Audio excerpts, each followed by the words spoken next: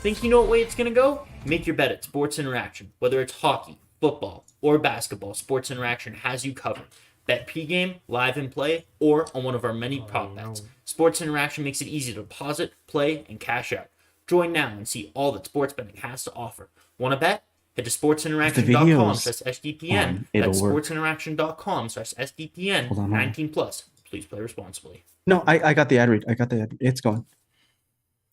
Hello, Oilers fans. Welcome back. What a game. Oilers win 5-2 over the Seattle Kraken, a divisional rival the Oilers had to take care of. They showed up at home finally. Have been struggle playing at home, and what did the Oilers do? They came in. They once again dominated, I think, for all 60 minutes. I don't think the Kraken ever really had a sniff beyond outside like a 5-minute stretch in the first period where the game was 1-1. But yeah, the Oilers played fantastic. We're going to get into all of that. We're going to talk about the play of Jack Campbell. We're going to talk about whether or not we thought the Jesse Puljujarvi scratch was the correct decision or not. What we thought of Holloway on his first 2.9 in the NHL. Connor McDavid was absolutely dazzling, even though he only scored one goal. It seemed like he was on tonight. But yeah, we got a ton of things to touch on. Not a slow night by any means. I'm joined obviously by the fantastic Dennis Lee. Dennis, I'll let you start us off here. Going into the game, what do you think of the decision to scratch Jesse Puljujarvi? Yeah, I think that it's been a busy day for Oilers Twitter and hockey Twitter in general. But early on in the morning, we got the first inklings that Puljujarvi healthy scratch tonight.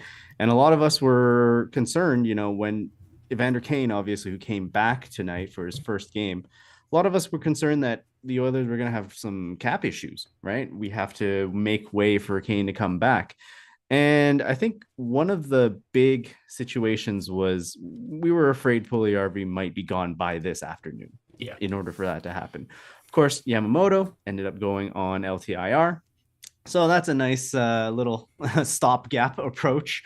Obviously, we can't plan for things like that. So Ken Holland lucked into a couple more games, at least until after the All-Star break now. So the fact that Puljujarvi is an Oiler, he might be an Oiler in name, but I don't think he's getting any more games this season. Unless something drastically changes, I think this is a holdout in order to make sure that he's still healthy and that a trade will go through. Now, the question is, we've had a couple of changes in oil country, right? We've got a big, strong D-man now in Vinny Desharnais. You wonder, obviously he's not going to play first pairing minutes, but you wonder if that sort of takes the edge off of things. With Broberg as well, he started to pick up his pace. Now, defense maybe is a little bit less of a concern. So that's the question I want to push back to you. Let me stop you right there. Thank you for giving me that. First, let me say what's up to Lauren joining us in the chat, one of the lovely hosts of Game Over Toronto, obviously joined as well, by MGD, Lindsay Wise, Kyle, John Jensen. I don't recognize your name. You seem new here. What's up? Thanks for joining us. But obviously all the regulars are here. Awesome game. MGD with the stats. Campbell 935 save percentage. Full respect to him, and we'll talk about Campbell a little bit more down the line. Defense to me, just going on what you said first, and then I'll get into Jesse Puljujarvi after. Defense to me, still a need. They've played the last 4 games, fantastic. Problem with that is we gotta look at who the opponents are, right? They beat Anaheim, San Jose, Vegas without Mark Stone, and Seattle team who can score a lot. They have horrible special teams. They can't stop a beach ball, so they've been outscoring a lot of their problems. They've been riding PDO Bender. They've been Bob Stauffer showed in the broadcast. Their shooting percentage is unreal, like insanely high, higher than the last top team in the NHL the last 5 years, something like that. So they've improved, and I think the goals against have come down over the last 10-15 games or whatever. Good teams though always try to get better. It doesn't matter if we're improving, whatever. Okay, they ever makes an improvement here, a minute improvement there. The fact is, when you're a cup contender, I still think, to me, when you see the holes that are there in the losses, they're there in the wins. You don't want to just sit there and nitpick them and focus on those holes and those gaps and those giveaways in a win, because frankly, they didn't cost you. But those holes are always going to be there. Like we saw in the first, if you look at the first goal the Kraken scored in the game on the power play, Darnell Nurse, again, puck off him in the back of the net, right? This is the same issues that have plagued the Oilers. Maybe it's not 5 times in one game and they don't lose, and they got Kane back, they got the mojo going, they got the juice in the last 4 wins, but again, those defensive issues are still there. You want to get better, even if they have improved. You want to get better. You're always improving, and to me, I still believe that they need to. Going on Jesse Puljujarvi. Now, this is going to be a little controversial, I guess, for a lot of people because a ton of people were against the Jesse scratch. The way the Oilers cap situation is, to me, he was always going to be the odd man out. Like, we knew months ago that Jesse was as good as gone by the trade deadline, right? So you had guys, you've scratched Warren Fogle in the past couple games, and he wasn't giving you much when you scratched him, and it was absolutely a deserved scratch, and he came in, and since then, he's performed quite well. You scratched Derek Ryan in the past couple games, and obviously, like, look at tonight. Derek Ryan was one of their most effective players on the ice. Like, he had a phenomenal game, one of the best games Derek Ryan's ever had as an Oiler, right? Just a beast on the penalty kill, scored a goal. Like, he was impactful all over the ice. So you have these guys, and the thing is, when Kane came back, and not obviously you can't plan for the ammo injury, but you had 4 guys that were potentially on the move. You had Fogle, you could have waived one of Janmark or Ryan, or Puljujarvi. You've scratched the other 2, and it seems like they're playing better. Jay Woodcroft, say what you want about Matisse Janmark, Jay Woodcroft is playing him the most on the penalty kill. He's been quite effective with Clem Costin and Ryan Nugent-Hopkins, whether or not they're riding a shooting percentage bender, whether or not they're getting lucky. That's for you to decide. But the fact is they're contributing and they're converting on their chances when they're on the ice. So to me, unfortunately, and as much as I love Yessi, it was the logical decision tonight whether you are going to trade him or not to scratch him, right? And you get him back in the lineup next game. It's just the rotation, the way it goes. True. I mean, honestly, I still welcome Jesse Puljujarvi here on the Oilers. Mm-hmm. He's still a fabulous player. I mean, the physicality, he's leading in hits and fights in this team, right? Yeah. He's accepting whatever role that this team wants him to play in. And maybe that's not becoming of the first round pick that he was, but he's learning to adapt and change his game. But you're right. The fact that he is going to have to be qualified next year at like 3 million. He's not getting qualified by the Oilers. No, will he's not. Not going to get that offer, and he's not going to settle for anything less, right? So I don't know if he gets the $3 million offer from any NHL team. Right, but even in the case that a team maybe needs to renegotiate that offer, he does have arbitration rights, but arbitration rights usually goes towards the player. If he gets qualified, then he can file for arbitration. But what's going to happen is if, let's say, for whatever reason he is an Oiler past the trade deadline, they're not going to qualify him. I don't think any team he goes to will qualify him. He'll accept either something below the qualifying offer, or he won't accept his qualifying offer. And again, not 100% sure what way, but he would end up as a UFA and sign a really cheap deal somewhere else. Right, a try-me deal, right? One year because sort of the team wouldn't qualify him, and then he would end up as a UFA. That's all I mean. He's not taking a special deal to stay here in Edmonton. No, right? Like, he's not going to renegotiate a new deal for that. It's the sacrifice you have to make to get better in areas where you need to improve. Because again, like, you look, Yamamoto wasn't in the lineup. Has Yamamoto been fantastic this season? No, but again, you have all of a sudden you have depth in these depth forward positions where you can afford to. Even though, again, I do love Jesse Puljujarvi, so take everything I'm saying with a grain of salt. But you can afford to move him and improve and use his money to improve in an area where you need more support, and that to me is on the blue line. Let's just get to there's a ton of people watching right now. Just quickly, I want to say hi to we have 50 people watching live. We only have 15 likes, so guys, smash that like button. Let's hit the Oilers. The score was 5-2. Let's try and hit 52 likes tonight. Let's see if we can do it. It was a crazy night. We got a long stream ahead of us, so yeah, guys, smash that like button. In the chat, Michael Kerber says Broberg was +4 tonight. Another fantastic game from Philip Broberg, Dennis. Tonight, the rookies performed. Philip Broberg being +4 has absolutely changed Evan Bouchard's trajectory of his season. That pairing was absolutely phenomenal tonight. Let me just see if I can.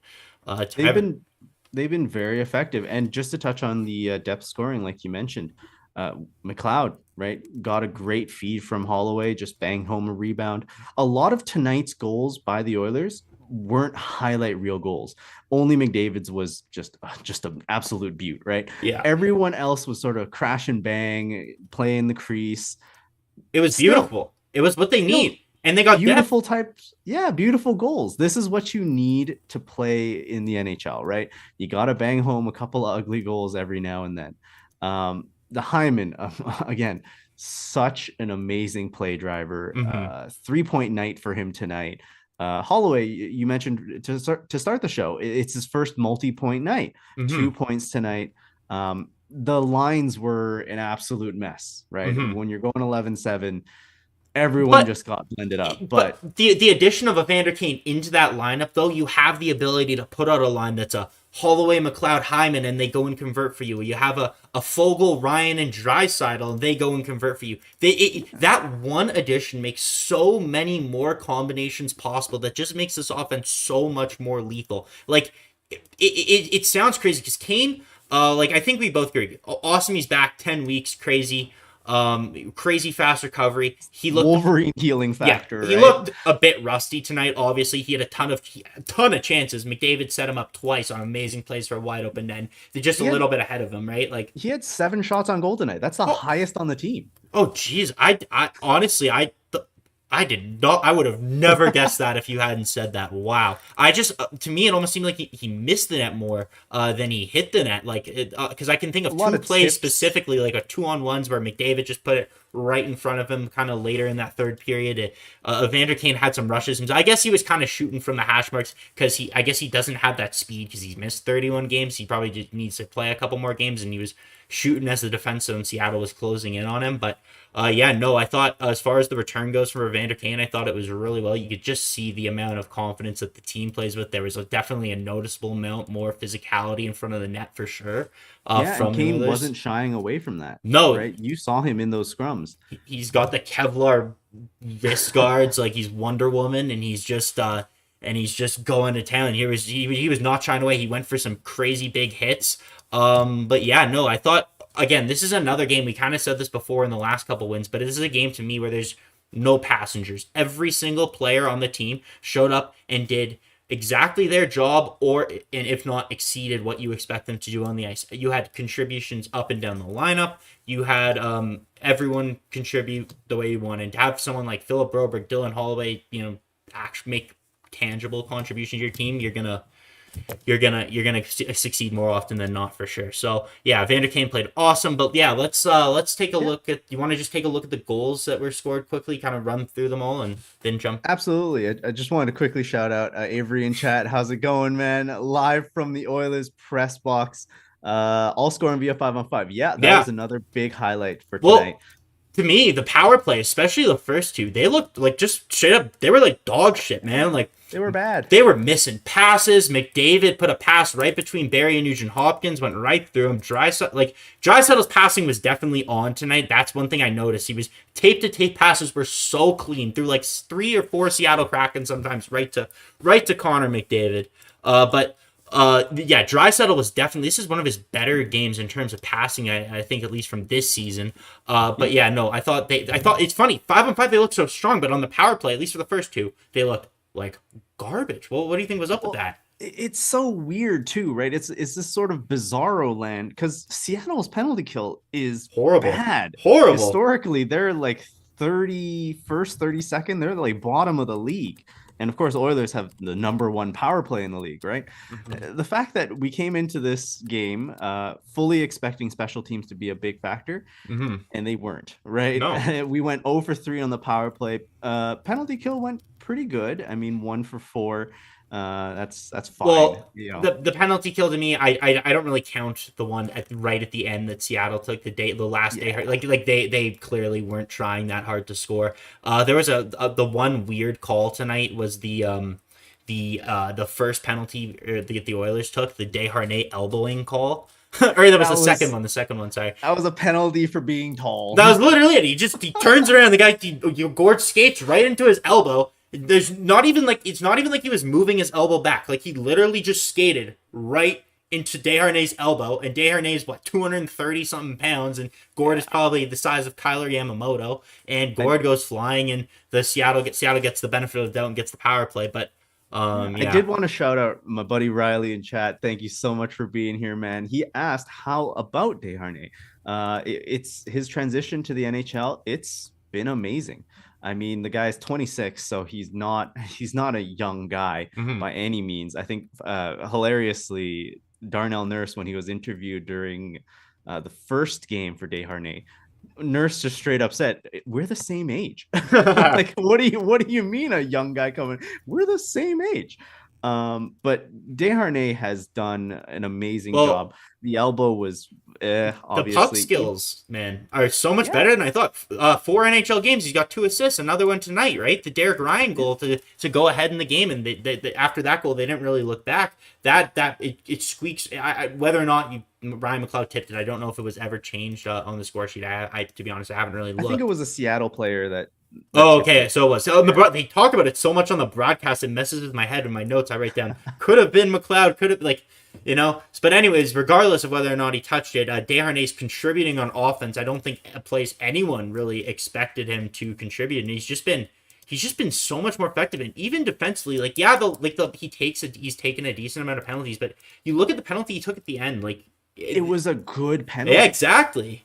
That Like Tanev was all alone with and it Campbell, was right? so solid. Even though it was a penalty, he completely restricted Canna from creating anything. Even though he was alone in front of the net, like Desharnais' box outs have been. I think he's been the best Oiler at boxing out people from in front of the net. He's Oh, so big and he's absolutely. so effective defensively. He completely, even despite being a rookie, he changes the complexion of the blue line. He's tough. He's physical. He's effective. He's quite literally the perfect player for the Oilers to have going into a long playoff run.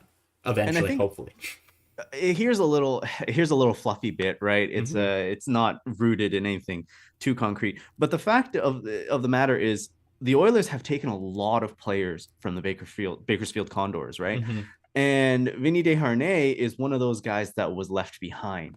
So when you have this Condors roster that maybe isn't performing that well because all of their best players have moved on to the big league, Desharnais has that sort of veteran presence, right? He's had to be a guy who's reassured his teammates, tried to keep things calm in a game, right? And that has really translated well into the NHL. They showed the clip pregame when he was just sort of doing his visual warm-ups. That doesn't look like a guy who's a rookie. You see in the NHL, you see guys like Connor Hellebuck who's just been an absolute legend in the league for a while. You see them doing that sort of visual warm-up pregame, right? Mm-hmm, mm-hmm. That was It's a really funny. veteran move. Well, yeah, but it's something you expect more from goalies, right? The first guy I ever saw that was Braden Holtby back in like the 2014 or 2013 Eastern Conference. I don't even remember.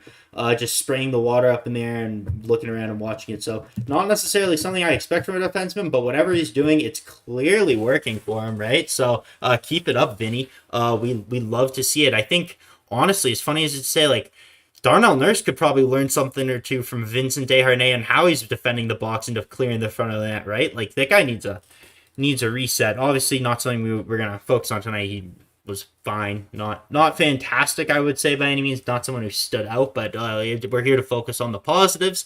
We're trying to be positive. Yeah, I thought on the last power, I know we said the first two powers are dog shit, but the third power play that the Oilers did have, they did everything but score. The puck was on a string. McDavid hit the crossbar. Leon missed the Mickey Mantle swing home run to bat the puck in. Like they all of a sudden, it's funny. You just see in the first two, like I don't know if they just get stagnant and then something they clicks or they switch up halfway through or they change like some like strategy thing, but all of a sudden that power play, at least the third one, looked deadly, right? So it's really interesting.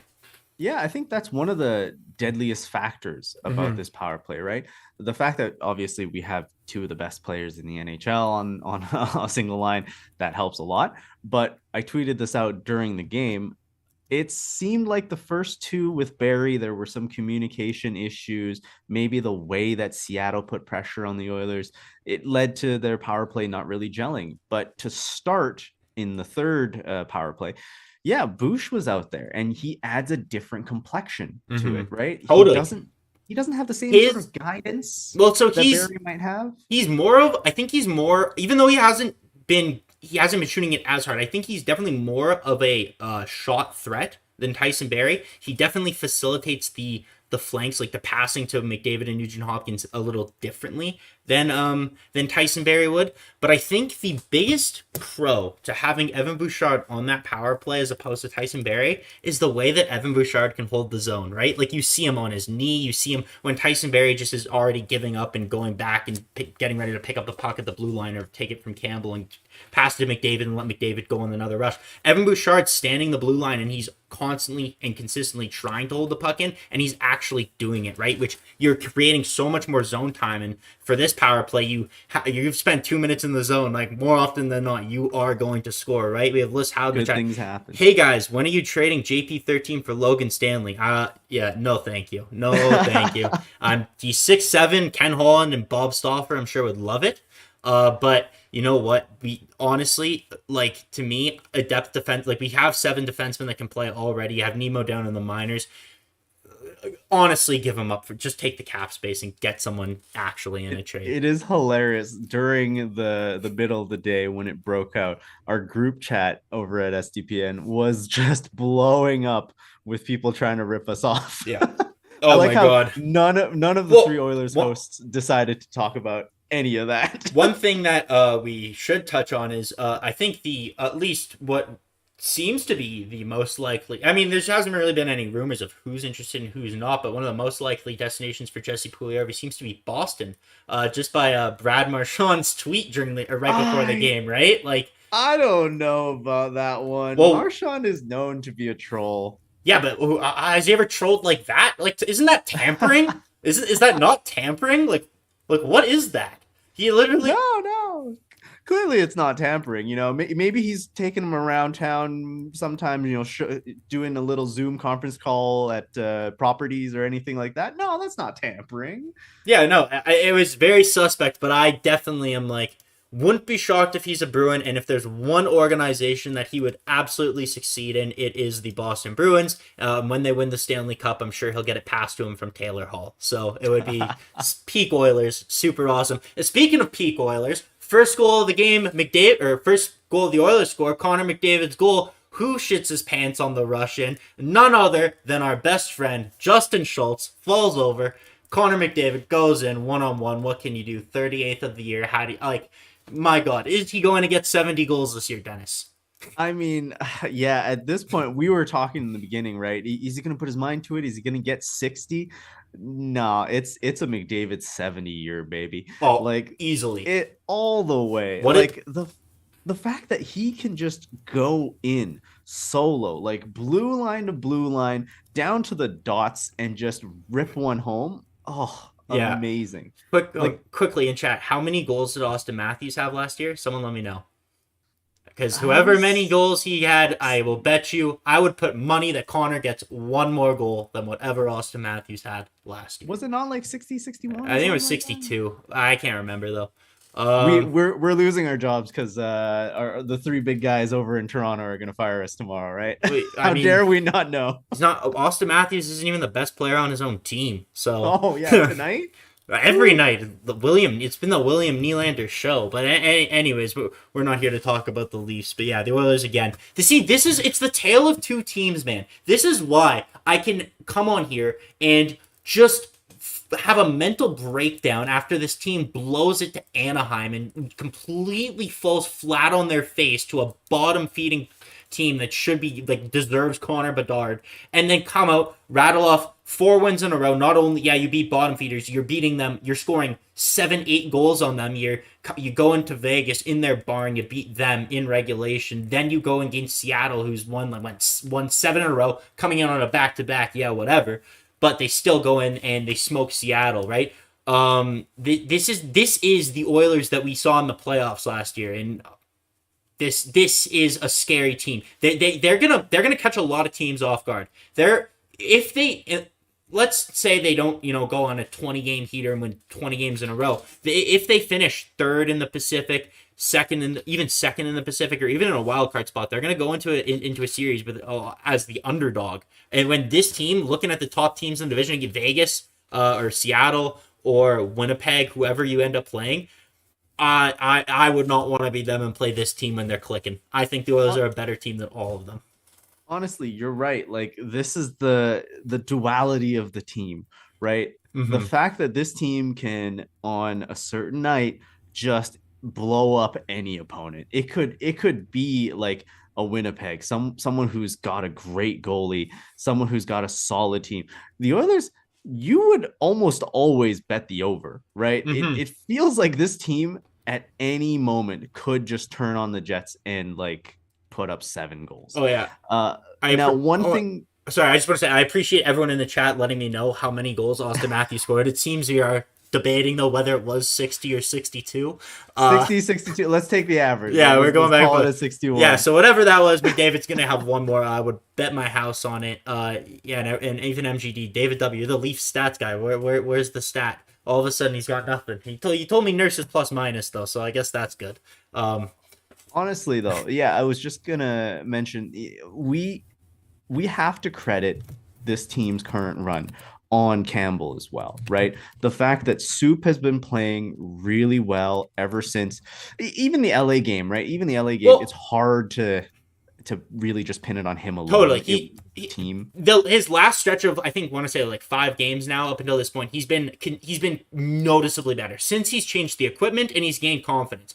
Yeah. Tonight, One one trickler so tonight. he played awesome, right? But you have that one trickler, and that's not just any trickler. That's happened before, and he's changed the equipment, right? That to me was a huge red flag. That's just like as a fan, it contributes to my lack of comfortability watching him in the game so much. Like the fact that he's gone so long in between and gotten so much better, and then goes back to letting in a goal. I think he let in. I know he let again one of those in against Dallas, and I think he did it one against Tampa as well. Might be If you wrong. guys fans out there, if you want to tweet at us with the 3 or 4 pictures where he's just stared at his Yeah, glove exactly. after Sitting there letting one still, through. like, and on the box, they're like, is there a hole in the glove? Who knows, right? That is like so worrisome to me. And again, he played fantastic. Even after that, credit to him, he bounced back, didn't let anything else go by him.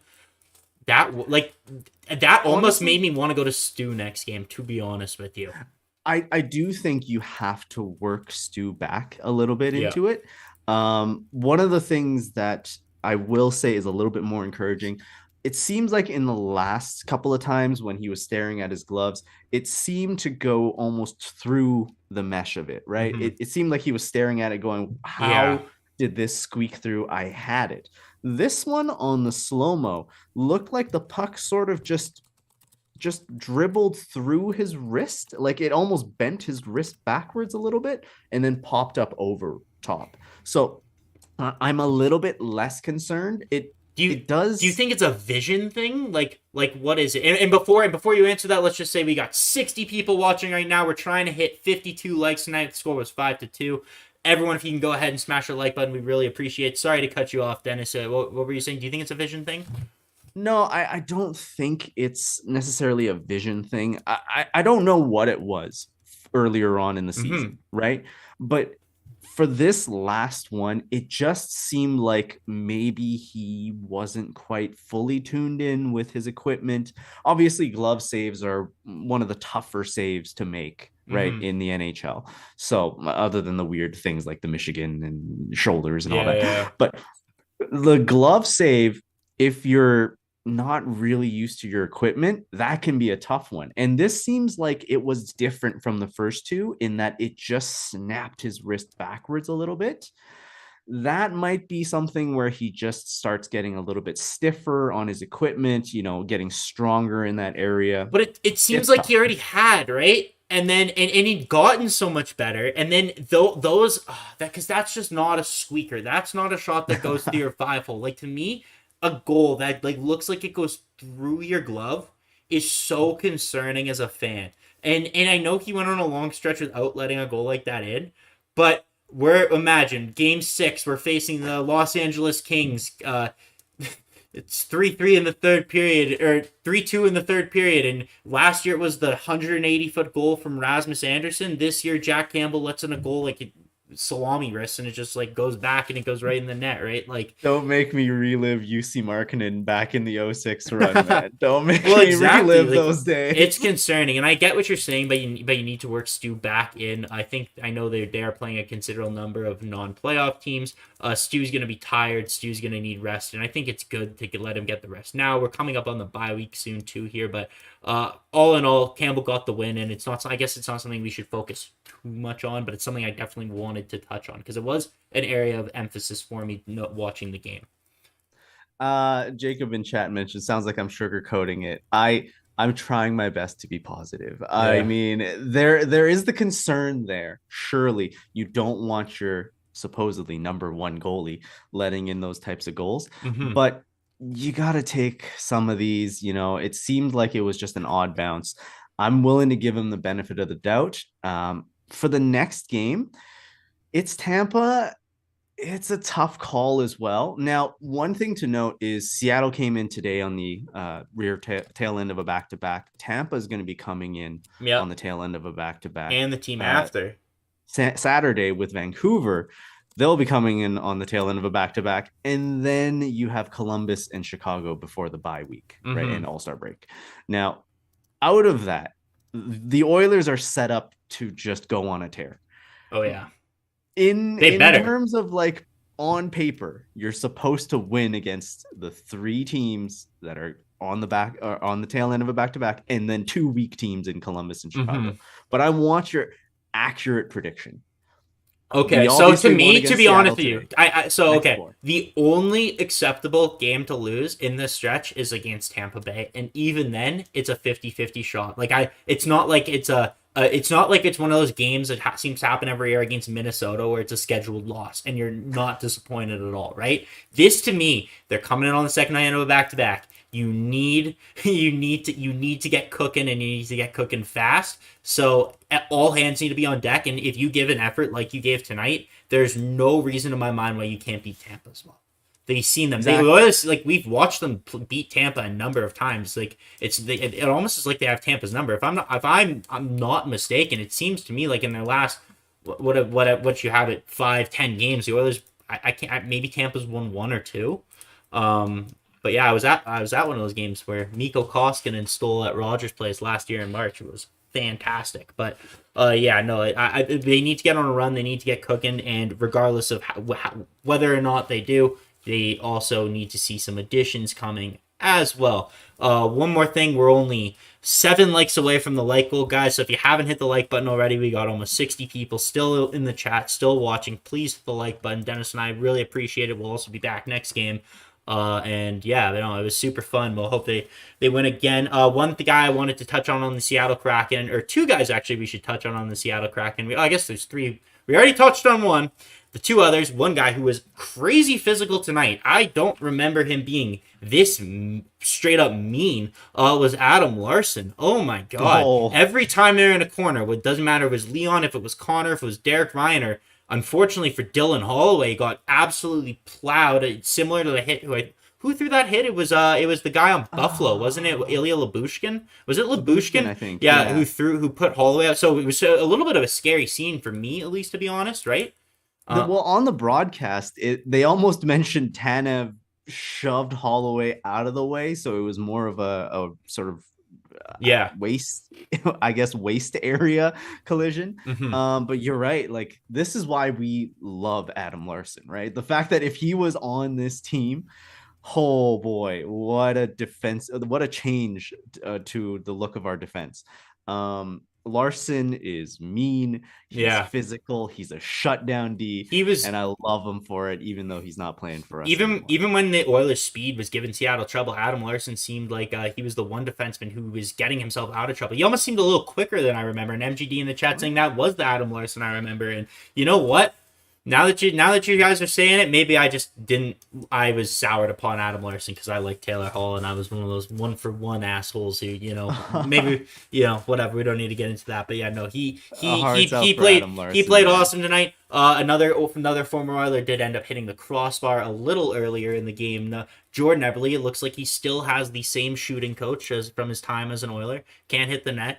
Yeah, I mean, like, the fact that Larson leaving was more palatable, right? It was something where it was a very personal, deeply Yes, personal yes, issue. of course. No hate. Eberly, the fact that it was a trade out and an awful trade out at that, it always leaves a sour Yeah, taste in the mouth, especially absolutely. after I mean, Eberly was a good Oiler. Oh, He just awesome had one Oiler. bad playoff run. It literally, and then the Sharks came for him, right? The same Sharks year after year, but nevertheless, yeah, Everly. I thought overall Seattle, like, you can see why they've been as good as they are. They're just such a fast team no matter what line is out there.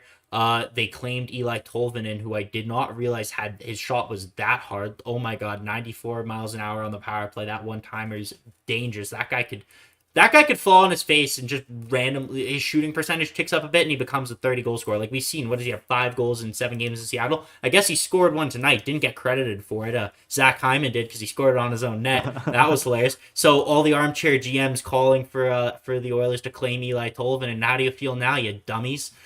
I mean, it's so funny, right? The fact that going into this game, I was fully expecting a quick little talk about Tolvanen because, yeah, 7 points in what was it, 9 games or something like Yeah. that.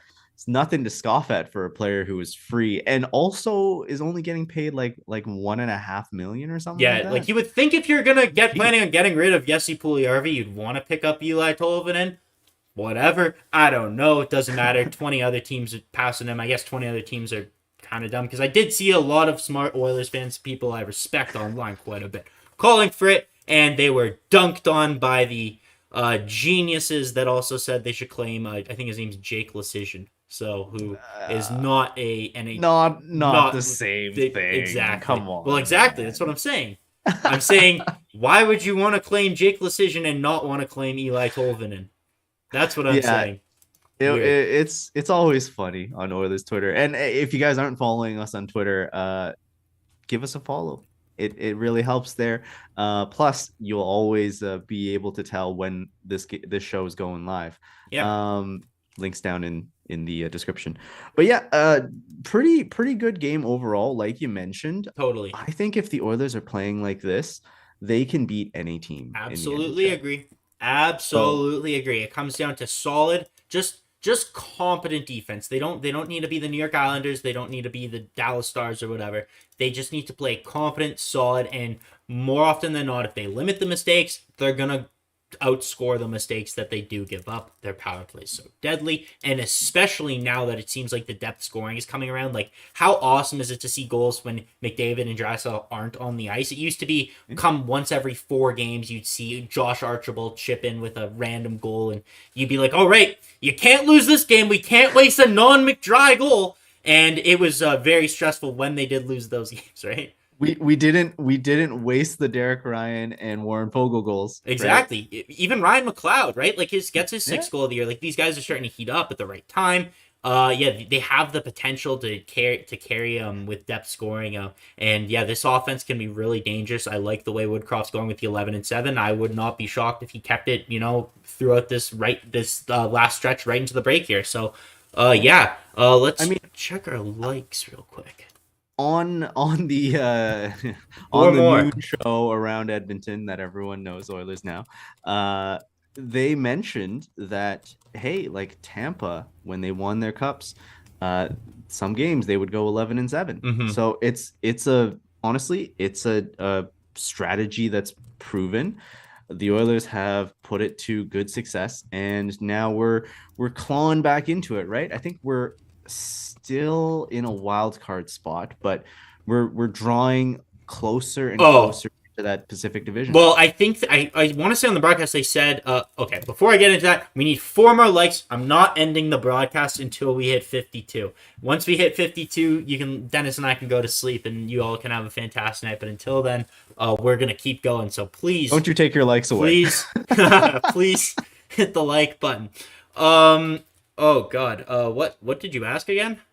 Oh no, sorry. I was saying in terms of the standings, Oh yeah, we yeah, are yeah. still in a wild card spot, but we're inching ever closer to being Well, in the top 3 in the Pacific. Vegas now, Eichel has been faltering. They lost Mark Stone. They lost Alec Martinez. They don't look like like they're going to finish off this year so strong. Now, they might be major players at the trade deadline, and we'll see how that goes because everyone knows they are one of the most aggressive teams. And look at that, we've hit 52 likes. They're one of the most aggressive. We'll just finish up for 2 seconds. We'll wrap it up here. Yeah. Awesome, guys. Appreciate you guys being here. What a great achievement. Oh, look, we're at 55, and someone just unliked it. Okay. We're back at 54. Anyways, let's finish off that. There is, I think, a path, a reasonable path to the Oilers honestly winning the Pacific. It's not the strongest division. Seattle's shooting percentage falls off a little bit because these guys are, well, they're all skilled and fast. They're not McDavids who can hold this insane shooting percentage for an entire 82-game stretch. Like, even Leon Draisaitl goes stretches without scoring goals. Like, he can't maintain, even though he's a naturally high shooting percentage player, he can't maintain these ridiculous streaks for that long. Like, you go on cold spells, and Seattle's is coming. They've lost 2 in a row, and I'm sure we'll see how it goes for them. I'm not going to make any predictions, but I think there is a route still. The Pacific's wide open. That's what I'm going to say. And to me, it's incumbent on Ken Holland to move all the assets, literally everything, clear out the cap, rehome Jesse, and put the Oilers in a real good position come March 4th after the deadline. Make it work, right? Like, this is Holland's last year as GM. Mm-hmm. If he wants an extension, he's got to wow at least OEG, but also he's got to wow the fans, right? So I think that pretty much wraps it up for tonight. Absolutely. Now, I didn't want to spend a whole lot of time on it since it isn't Oilers focused, but obviously some big topics around the NHL tonight with Provorov refusing to skate in the pregame, in the warm-up due to his religious beliefs, not wanting to wear the Pride warm-up jersey. Just an absolute clown, right? This is the NHL is trying to move forward, and hockey is still, kind of stuck. Everyone has the right to feel accepted, and Ivan Provorov has no right to do that. If you want to do that and impose those garbage beliefs on everyone else, you can do that, but you shouldn't have playing in the NHL is a privilege, and you shouldn't be able to do it there. That's what I have to say.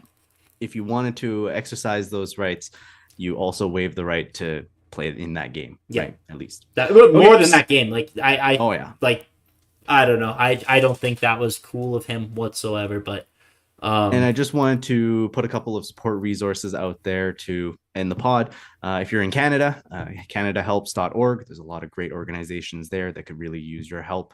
And if you're in the States, the Trevor Project, thetrevorproject.org. So that's it for us tonight. Celebrate an Oilers win. Yep. Let's play La Bamba, baby. Me and you will be back on Thursday when the Oilers take on the Tampa Bay Lightning at home at 7:00. Until then, see you guys all later. We hope you all be back joining us then. Take care, and once again, play La Bamba, baby. Play La Bamba, baby.